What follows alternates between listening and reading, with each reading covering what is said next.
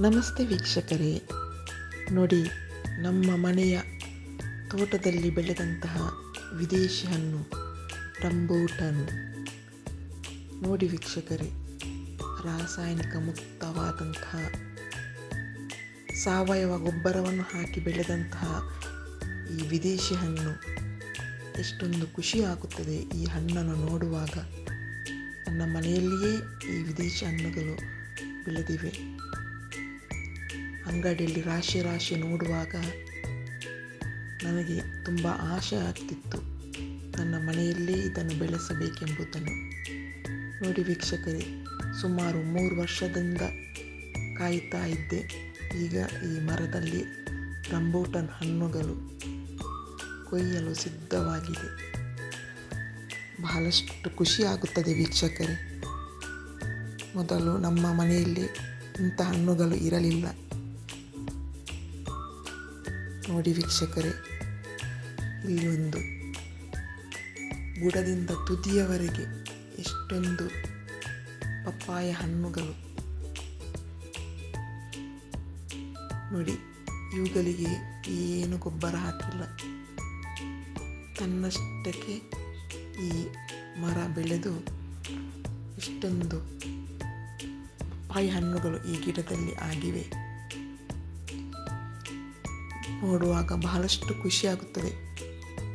ರಾಸಾಯನಿಕ ಮುಕ್ತವಾದಂತಹ ಈ ಪಪ್ಪಾಯ ಹಣ್ಣು ನಮ್ಮ ಆರೋಗ್ಯಕ್ಕೂ ಕೂಡ ಭಾಳ ಒಳ್ಳೆಯದು.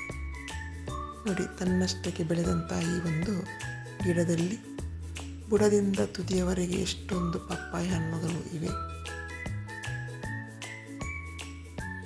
ಆರೋಗ್ಯಕ್ಕೆ ಬಹಳ ಉಪಯುಕ್ತವಾದಂಥ ಈ ಪಪ್ಪಾಯ ಹಣ್ಣು ನಮ್ಮ ಮನೆಯ ತೋಟದಲ್ಲಿ ಬೆಳೆದಿದೆ. ವೀಕ್ಷಕರೇ, ನಿಮಗೆ ಏನು ಅನಿಸ್ತದೆ ಈ ಗಿಡದ ಬಗ್ಗೆ ಕಮೆಂಟ್ಸ್ ಮಾಡಿ. ನೋಡಿ, ಸುಮಾರು 25ಕ್ಕಿಂತ ಮೇಲೇ ಇದೆ ಪಪ್ಪಾಯ ಹಣ್ಣುಗಳು ಈ ಗಿಡದಲ್ಲಿ.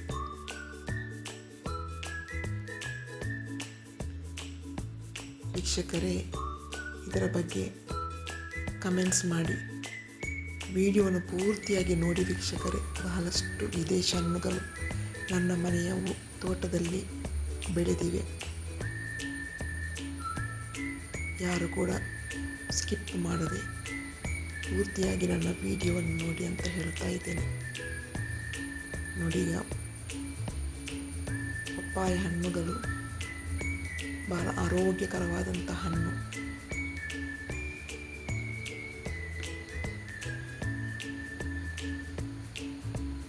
ನೋಡಿ ವೀಕ್ಷಕರೇ, ಈ ಪಪ್ಪಾಯ ಗಿಡದ ಹತ್ತಿರ ನಮ್ಮ ಮನೆಯ ಅಡಿಕೆ ತೋಟ. ನೋಡಿ, ಚಿಕ್ಕ ಕಾಯಿಗಳಾಗಿವೆ. ಒಂದು ಬಾರಿ ಈ ಅಡಿಕೆ ತೋಟಕ್ಕೆ ಮದ್ದು ಬಿಟ್ಟು ಆಯಿತು, ಕಾಯ್ತಾ ಇದ್ದೇವೆ 2ನೇ ಬಾರಿ ಈ ಅಡಿಕೆ ಸಸಿಗಳಿಗೆ ಕೊಳೆ ರೋಗ ಬಾರದಾಗಿ ಮೈಲ್ತುತ್ತು ಹಾಗೂ ಸುಣ್ಣದ ಮಿಶ್ರಣವನ್ನು ಬೆರೆಸಿ ಮದ್ದನ್ನು ಬಿಡಲು ಕಾಯ್ತಾ ಇದ್ದೇವೆ. ನೋಡಿ, ಹೈಬ್ರಿಡ್ ಜಾತಿಗೆ ಸೇರಿದಂಥ ಇಂಟರ್ಮಂಗಲ ಅಡಿಕೆ ಗಿಡ.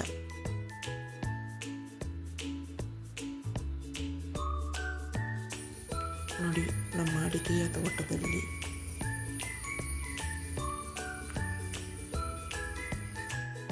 ಇನ್ನೊಂದು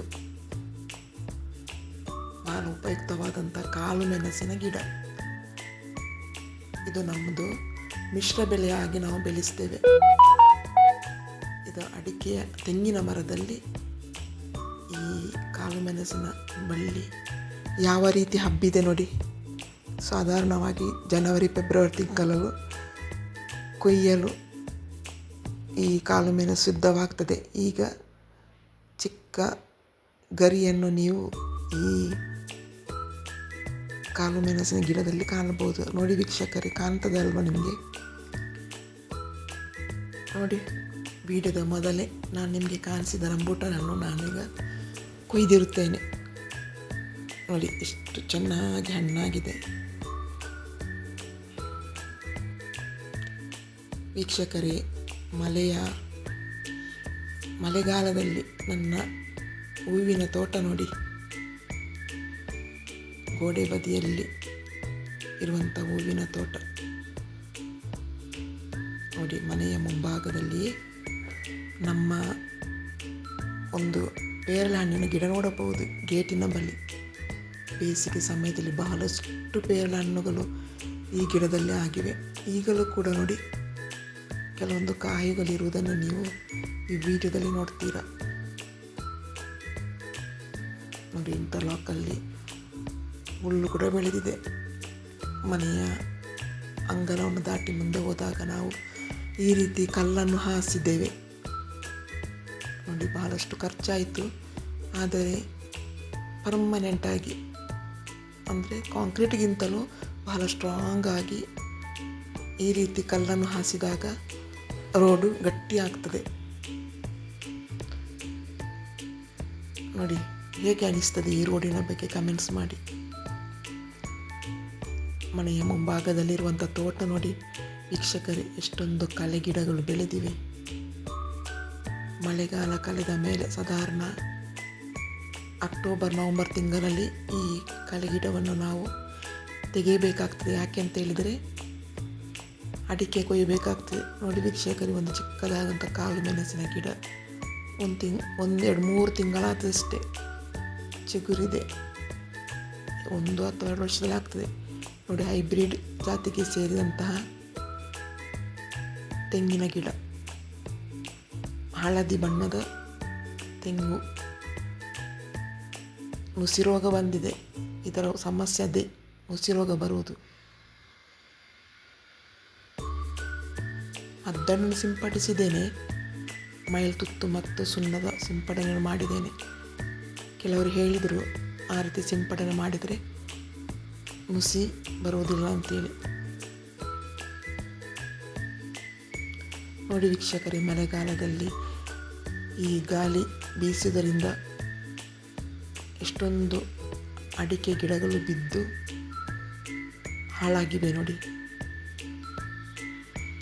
ಪ್ರತಿಯೊಂದು ಅಡಿಕೆ ಮರದಲ್ಲಿ ಸುಮಾರು 1-2 ಸಾವಿರದಷ್ಟು ಬೆಳೆ ಇರುವಂಥ ಅಡಿಕೆ ಇರ್ತವೆ ನೋಡಿ. ಎಷ್ಟೊಂದು ಗಿಡಗಳು ಈ ಮಳೆಗಾಲದಲ್ಲಿ ಗಾಳಿಗೆ ಬಿದ್ದು ಹೋಗಿವೆ. ನೋಡುವಾಗ ಬಹಳ ಬೇಜಾರು ಆಗ್ತದೆ. ಯಾಕೆಂತ ಹೇಳಿದರೆ ಬೇಸಿಗೆ ಸಮಯದಲ್ಲಿ ಇದಕ್ಕೆ ನೀರು ಹಾಕಿ ಮಳೆಗಾಲದಲ್ಲಿ ಗಾಳಿ ಬಂದಾಗ ಸ್ವಲ್ಪ ಉದ್ದವಾದಂಥ ಅಡಿಕೆ ಮರಗಳು ಬೀಳುವುದು ಸಹಜ. ಈ ವರ್ಷ ಸುಮಾರು ಒಂದು 15-20ರಷ್ಟು ಅಡಿಕೆ ಮರಗಳು ಬಿದ್ದು ಹಾಳಾಗಿವೆ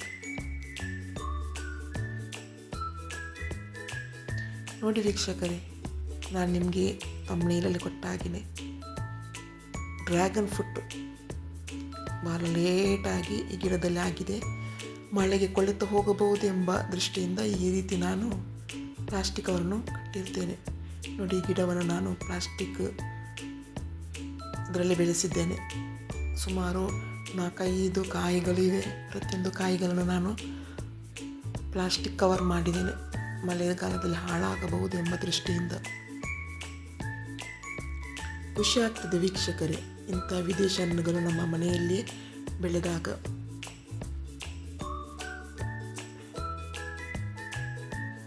ನೋಡಿ ವೀಕ್ಷಕರೇ, ಇದೊಂದು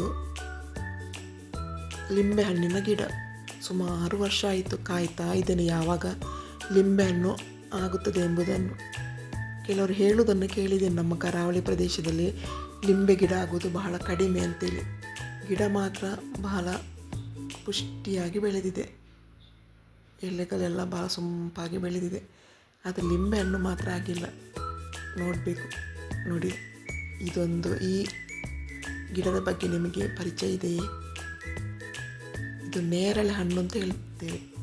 ನೇರಳೆ ಹಣ್ಣು ನರ್ಸರಿಯಿಂದ ತಂದಂಥ ಹೈಬ್ರಿಡ್ ಗಿಡ. 1.5 ವರ್ಷ ಆಯಿತು. ಗಿಡ ಭಾಳ ಚೆನ್ನಾಗಿ ಬೆಳೆದಿದೆ. ನೋಡಬೇಕು ಯಾವಾಗ ಈ ಗಿಡದಲ್ಲಿ ನೇರಳೆ ಹಣ್ಣು ಆಗುತ್ತದೆ ಎಂಬುದನ್ನು ಕಾಯ್ತಾ ಇದ್ದೇನೆ. ಒಳ್ಳೆ ಚಿಗುರು ಬಂದಿದೆ.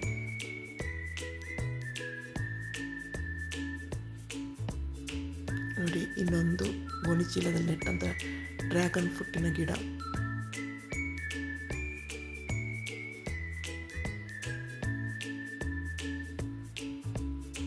ನೋಡಿ ವೀಕ್ಷಕರಲ್ಲಿ ಕಾಳುಮೆಣಸಿನ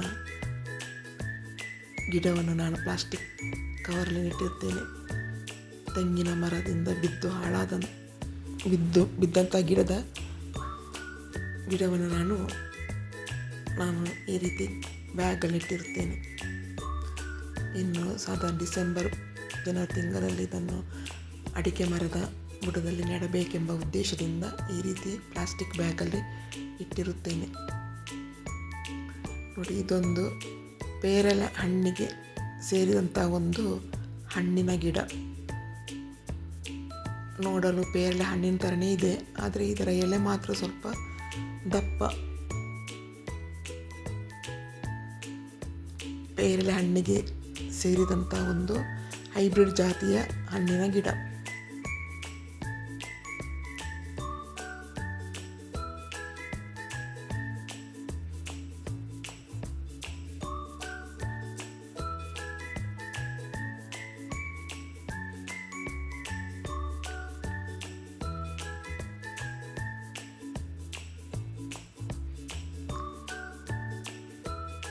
ವೀಕ್ಷಕರೇ,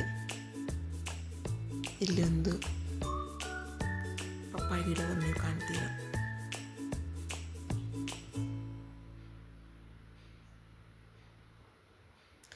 ನೋಡಿ ವೀಕ್ಷಕರೇ, ಈ ಪಪ್ಪಾಯ ಗಿಡದ ಎಲೆಯ ದಂಟು ನೋಡಿ, ನೇರಳೆ ಬಣ್ಣ, ಹೆಚ್ಚಾಗಿ ಹಸಿರು ಬಣ್ಣ ಇರ್ತದೆ, ನೇರಳೆ ಬಣ್ಣದಿಂದ ಕೂಡಿದೆ. ನೋಡಿ, ಇದೊಂದು ಹೈಬ್ರಿಡ್ ಜಾತಿಯ ಹಣ್ಣು, ಸೀತಾಫಲ, ಹೈಬ್ರಿಡ್ ಜಾತಿಗೆ ಸೇರಿದಂಥ ಸೀತಾಫಲ ಗಿಡ.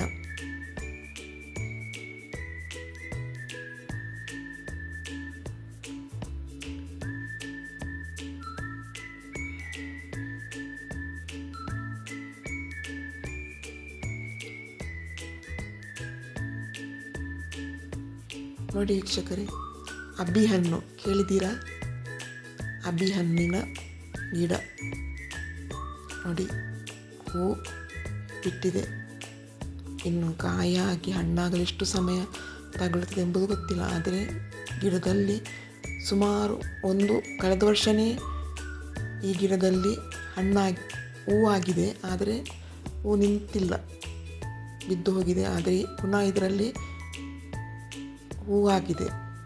ನೋಡಬೇಕು ಈ ಸಲ ಆದರೂ ಕೂಡ ಈ ಗಿಡದಲ್ಲಿ ಹಣ್ಣಾಗುತ್ತದೆ ಎಂಬುದನ್ನು ಕಾಯ್ತಾ ಇದ್ದೇನೆ. ಗಿಡ ಚೆನ್ನಾಗಿ ಉಂಟು, ಪ್ರತಿಯೊಂದು ಗಿಡದಲ್ಲಿ ನೋಡಿ. ರಂಬೂಟಾನ್ ಹಣ್ಣು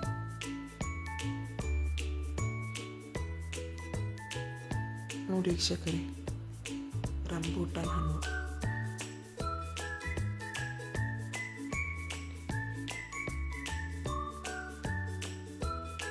ಮೊದಲು ನಮ್ಮೂರಿನಲ್ಲಿ ಕೇವಲ ಮಾವಿನಣ್ಣು, ಗೇರು ಹಣ್ಣು ಆಗ್ತಿತ್ತು. ಈಗ ಎಲ್ಲ ಜಾತಿಯ ವಿದೇಶಿ ಹಣ್ಣುಗಳು ಕೂಡ ನಮ್ಮ ಊರಲ್ಲಿ ಬೆಳೆಯಬಹುದೆಂಬುದು ಇದೇ ಸಾಕ್ಷಿ. ನೋಡಿ ವೀಕ್ಷಕರೇ, ನೋಡಿ ಬಹಳಷ್ಟು ಕಾಯಿಗಳು ಈ ಮರದಲ್ಲಿ ಇನ್ನೂ ಇವೆ.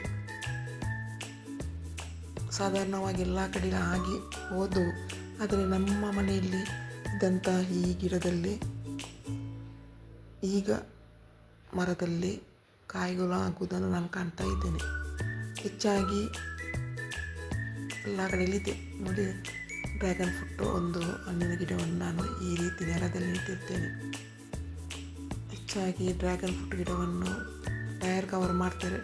ಟೈರ್ ಇಲ್ಲದಾಗ ನಾನು ಈ ರೀತಿ ಮಾಡಿದೆ. ನೋಡಿದ್ದು ನಾನು ಆನ್ಲೈನಲ್ಲಿ ಖರೀದಿಸಿದಂಥ ಒಂದು ಹಣ್ಣಿನ ಗಿಡ, ಆ್ಯಪಲ್ ಗಿಡ ನೋಡಿ. ಕಸಿ ಕಟ್ಟಿದ ಗಿಡ ನೋಡಿ, ನೋಡೋ ಗೊತ್ತಾಗ್ತಲ್ಲ ನನಗೆ. ಕಸಿ ಕಟ್ಟಿದಂಥ ಗಿಡ ಚಿಕ್ಕ ಒಂದು ಪ್ಲಾಸ್ಟಿಕ್ ಬ್ಯಾಗಲ್ಲಿ ಇಟ್ಟಿದ್ದೇನೆ.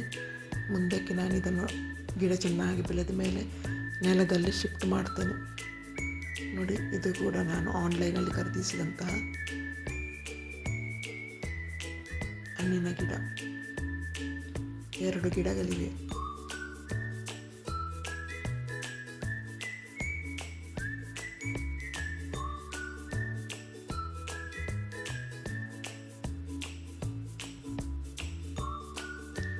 ನೋಡಿ ವೀಕ್ಷಕರೇ, ಆರೆಂಜ್ ಗಿಡ ಅಂಗಡಿಯಿಂದ ನಾವು ತಂದು ತಿಂತೇವೆ, ಆದರೆ ನಮ್ಮ ಮನೆಯಲ್ಲಿಯೇ ಆರೆಂಜ್ ಆಗಿದೆ. ಬಹಳ ವಿಶೇಷವಾಗಿ ಆದಂಥ ಒಂದು ಹಣ್ಣು, ಖುಷಿ ಆಗ್ತಾ ಉಂಟು ನೋಡಿ. ಇದಕ್ಕೆ ನಾನು ಗಿಡ ಚಿಕ್ಕದಕ್ಕೆ ಸಪೋರ್ಟಾಗಿ ಒಂದು ಕೋಲನ್ನು ಕಟ್ಟಿ ಈ ರೀತಿ ಇಟ್ಟಿದ್ದೇನೆ.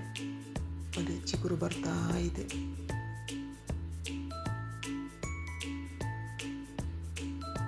ಇಷ್ಟೊಂದು ಖುಷಿ ಆಗ್ತದೆ ನೋಡಿ ಇಂಥ ಹಣ್ಣುಗಳು ನಮ್ಮ ಮನೆಯಲ್ಲಿ ಬೆಳೆದಾಗ.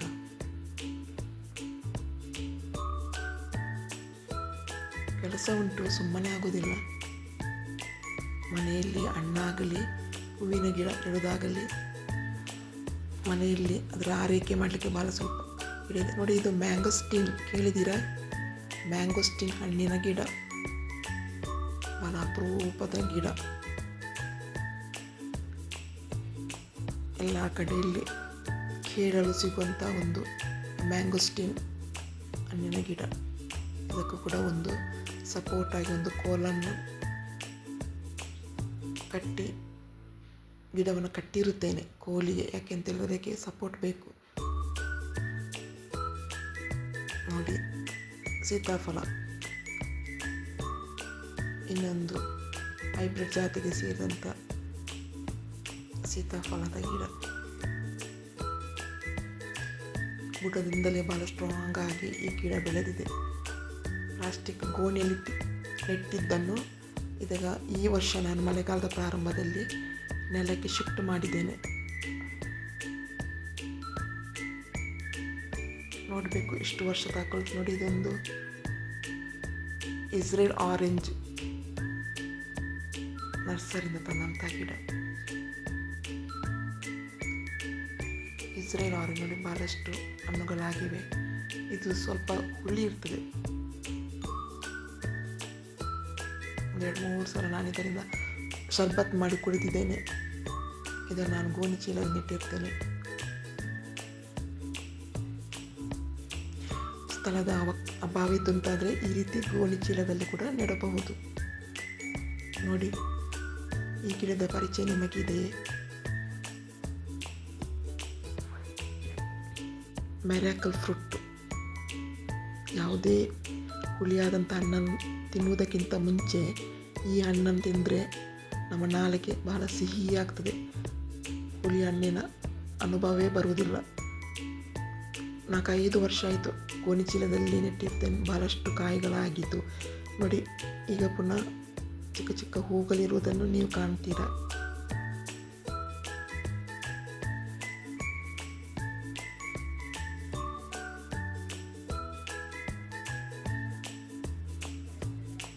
ನೋಡಿ ವೀಕ್ಷಕರೇ, ದ್ರಾಕ್ಷ ಗಿಡ. ನಮ್ಮೂರಲ್ಲಿ ಕೂಡ ದ್ರಾಕ್ಷಿ ಆಗ್ತದಾ ಎಂಬುದು ನನಗೆ ಡೌಟ್ ಉಂಟು. ಯಾಕೆಂತ ಹೇಳಿದರೆ ನೆಟ್ಟು 2 ವರ್ಷ ಆಯಿತು. ಒಂದು ಈ ಗಿಡದಲ್ಲಿ ಹೂ ಬರುವುದನ್ನು ನಾನು ಕಾಣಲಿಲ್ಲ. ಆದರೆ ನನಗೊಂದು ಇಂಟ್ರೆಸ್ಟು, ಎಲ್ಲ ಹಣ್ಣುಗಳನ್ನು, ವಿದೇಶಿ ಹಣ್ಣುಗಳನ್ನು ನಮ್ಮ ಮನೆಯಲ್ಲಿ ಬೆಳೆಸಬೇಕೆಂಬ ಒಂದು ಆತುರ. ನೋಡಿ ವೀಕ್ಷಕರೇ, ಇಷ್ಟು ವಿದೇಶಿ ಹಣ್ಣುಗಳು ನನ್ನ ಮನೆಯಲ್ಲಿ ಬೆಳೆದಿವೆ. ಈ ವಿಡಿಯೋದ ಬಗ್ಗೆ ನಿಮಗೆ ಏನು ಅನಿಸಿತು? ಈ ವಿಡಿಯೋವನ್ನು ನೋಡಿದವರು ಲೈಕ್ ಮಾಡಿ, ಶೇರ್ ಮಾಡಿ, ಕಮೆಂಟ್ಸ್ ಮಾಡಿ, ಹಾಗೂ ಸಬ್ಸ್ಕ್ರೈಬ್ ಮಾಡದವರು ಸಬ್ಸ್ಕ್ರೈಬ್ ಮಾಡಿ ಅಂತ ಹೇಳುತ್ತಾ ಮುಂದಿನ ವಿಡಿಯೋದಲ್ಲಿ ಸಿಗೋಣ. Thank you.